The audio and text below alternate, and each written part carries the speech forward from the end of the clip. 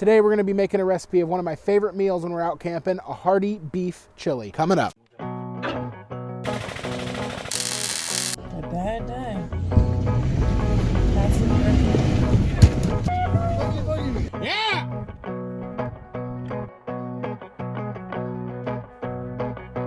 My name's Drew, and this is Evergreen Overland. On this channel, we do reviews on camping and overland gear, we showcase off-road and 4x4 vehicle modifications, and we hone our outdoor cooking techniques like we're gonna do today. This is one of my favorite recipes to make, and it's just super simple to do. 7 or 8 ingredients, plus spices and all that kind of stuff, but you can end up making this just using one pot. And part of the reason on my last video, which I'll link right up to here, I went and ordered the GSI outdoor, I think it's a large base camp set, is because it increased the volume of the largest pot in my set. So if you're looking for a new camp kit, you might want to take a look at that video. First things first, I'm going to take this kit and get rid of the components that I don't need. So I try to use as few pots as I can when I'm out camping and cooking, just because it's less to clean up. First off, I'm going to get my onions and peppers chopped up. We can touch on a little bit of knife skills, but typically I break my own rules when I'm using a knife sometimes. So I'm not perfect, but I do my best, and I'll show you how I cut things right now. So with my peppers, I usually go about and cut about a 1/4 inch down, cutting off my top edge there, and then I cut into the back. And then what I'll do is I'll go through and I'll cut the white ribs of this pepper, trying to save as much of the meat as I can. You want to cut off the white because that basically has no flavor whatsoever.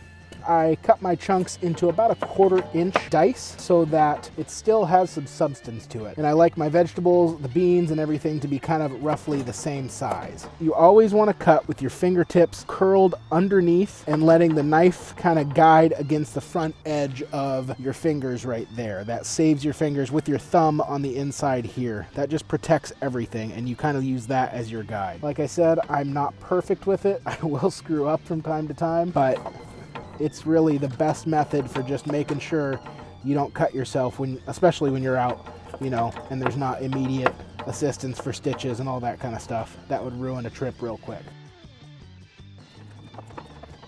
Another quick tip that I have, I don't really have a set of camping bowls that I eat out of. I eat most of my stuff off plates. I kind of thought about it today, and I might be on the lookout for something. So if you guys have any good recommendations, throw them in the comment section below. But usually I will use the bowls and utensils that we're gonna end up eating with to house some of the prepped produce or whatever it might be. As long as it's not raw meat containing, I'm not worried about making somebody sick and all that kind of stuff. And again, it just makes it so that you have one less thing to clean up and wash in the end. With my onions, I usually use a white or a yellow onion. That gives you the kind of oniony flavor that you want, but realistically, use whatever you got. And then realistically, you want to cut the little eye of this onion, the very center of it, being careful. You don't want to push hard, you just want to let the knife do the work. Now, if you want to, you can make one little cut like this all the way to the back. I don't really find it all that necessary, especially when you're talking about cutting these in somewhat decent sized chunks to make this thing a little bit more hearty. So you cut all the way through almost to the back, but you leave a little bit of a spine on the back of that to keep the whole onion together. And then go about dicing. I like using these blue shop towels. They're way more sturdier than your typical paper towel. So you have thin metal stainless steel pans. They scorch on you pretty easy. I'm not too worried about how they look in the grand scheme of things, but you want to try to avoid that. And it's going to heat up on you really quick because it's not a super thick bottom to this pot. So put, tablespoon and a half of oil in there. Careful when they pop like that. And then as soon as you're ready, the faster you can get your peppers and onions in there once the oil's cooked up, the less it's going to scorch on you. So I'm going to saute this for, 5-6 minutes until the onions and peppers start to become translucent. And if you start getting some pieces in here while you're cooking it up that are, just a little bit too big for your liking, the reason I like using this sharp-edged fish turner, which I'll link in the description section below, is I can use it to slice things up on the fly as I go to make things a little bit more consistent for cooking and flavor. All right, so while your onions and peppers are sweating there, I'm gonna get my pinto beans and my black beans opened up and started to drain. Now, I usually crack these open on a couple sides, and I get a container that can hold the juices and just try to tip those over and let them drain while the rest of the meal's cooking. Hey, real quick, if you're liking this video and getting something out of it, I'd appreciate it greatly if you click that like button below. It just helps boost the YouTube algorithms. All right, so the onions and peppers are starting to get a little bit of a sweat to them. You could let them go a little bit longer, but I like my vegetables to have a little bit of bite to them. I'm just gonna go ahead and kill the heat, transfer these to another container so I can ground up my beef in this same pan without overcooking my vegetables. I'm gonna go ahead and open up this beef and throw it in the pan before I turn the heat back on. And I just try to buy easy 1 pound packages, or if I'm packaging it from home, I'll package it up in a 1 pound package at home. Just start to break this up so you can distribute it around the pan so it'll cook faster. Go ahead and brown this beef up, probably take 6 or so minutes. So we're right about there with the beef. You could add the peppers and onions back in here. Now you've got some of that scorched bit on the bottom there. That's a lot of flavor from the beef kind of caramelizing itself down there. So to get some of the juices in the chilies, I typically use like a fire roasted tomato, and I use the can with the liquid. I don't drain off the liquid in this diced tomato. And this will be the first thing I add to this. I want to introduce it to the chili and then use it to kind of deglaze the pan a little bit, getting some of that liquid in the bottom to help boil off some of those burned on bits. Turn my chili down low now. Okay, and finish opening these cans all the way. Push that liquid out. These guys both go in the pot, along with a can of chipotle peppers in adobo sauce. If I know I'm going to be making this, I'll typically bring a little can of these hot jalapeno peppers, half a tablespoon in there. Start mixing this all together. Some people will throw tomato paste and water. I honestly just use straight water, rinse out a little bit more of that adobo sauce out of here. And I don't know, I put about 12 ounces of water worth in there. Eyeball it, kind of call it good. I'm gonna crank it up to medium, put the lid on, and go about getting some of the spices out that I'm gonna use to season up this chili.